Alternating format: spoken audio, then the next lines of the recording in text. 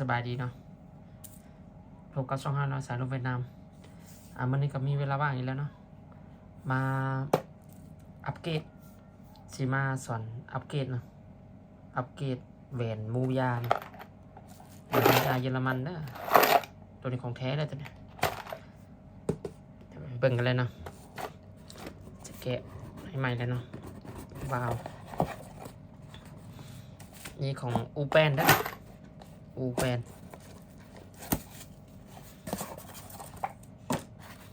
กล่องมีแน่นอนเลยมีวาล์วมีอะไรสุดซ่อมนะในนี้แล้วก็น้ำมันอะไรต่างๆนะบ้านเฮาสุดไหลเอิ้นวาล์ว 1.2 ตัวนี้กาลิแก๊ส 1.2 คำว่าสคอนโดมันสีเมียนอีกตัวหนึ่งนะตัวนี้เขาเอิ้น 1.2 เดี๋ยวเบิ่งกันนะอัปเกรดเดี๋ยวเราจะมาเปรียบเทียบกันเลยตัวเดิมนะใครเอามาตัวนี้หันออกมาเลยจะเปลี่ยนของเยอรมันใส่บูบยา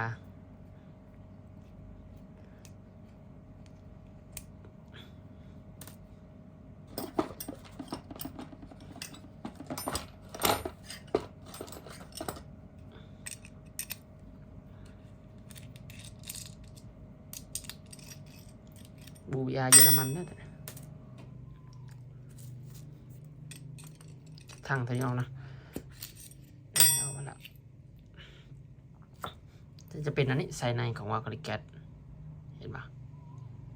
ตัวนี้มันตัวเดิมนะตัวนี้มันตัวเดิมมี8 แหวน 2 4 6 8 แหวนนะตัวนี้นะตัวนี้เป็นตัวเดิมเราจะเปลี่ยนของเยอรมันใช่ของเยอรมันข้อดีมันก็คือตัวนี้จะลดลมไวเนาะลมเสถียรตัวนี้แล้วก็อัดลมได้อันตัวเดิมก่อนน้อยนึงนะหลายก็น้อยนึงเป็นยังคืออัดลมได้หลายมันจะตัวนี้มันจะหนาเนาะหนาก่อนตัวนั้นหน่อยนึงแล้วก็เว้าเรื่องคุณภาพเนาะตัวนี้อยากจะเอามาสมเทียบกัน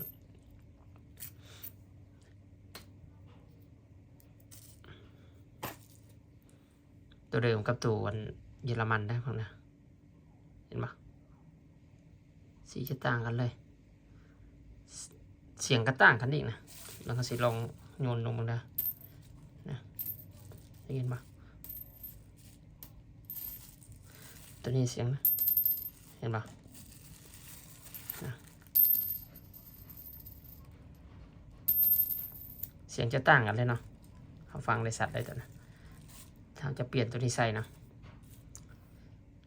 กระเลี่ยงแหวนคือปกติแหละตัวนี้เลี่ยงแหวนคือปกติเลย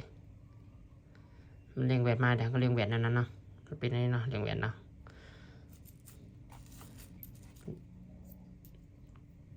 เขาเลี่ยงแหวนตามเดิมมาเลยเด้อความ2หงาย2ความ2หงาย2นะแล้วเนาะสุด1มันจะมี8 แหวนได้แต่ในเขาขายเด้อ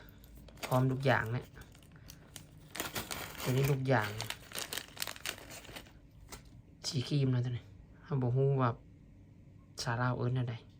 ตัวนี้จะแข็งก็เนาะแข็งก็ตัวเดิมหลาย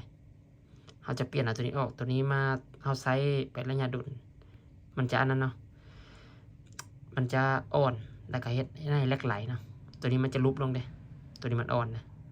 เราจะเอาตัวนี้ใส่แทนตัวนี้จะแข็งเลยตัวนี้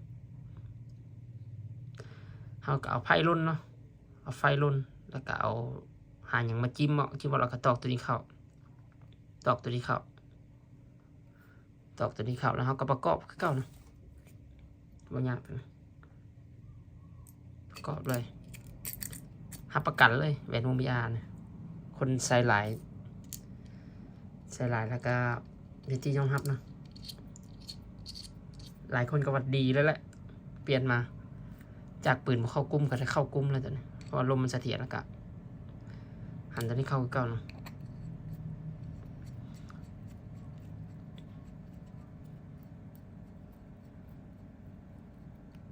แล้วเนาะเราก็ตั้งวาล์วตามอย่างปกติตัวนี้ใครอยากได้แหวนมูบยามันติดต่อทางเราเลยเด้อทางเรามีความส่งตัวนี้ได้นะ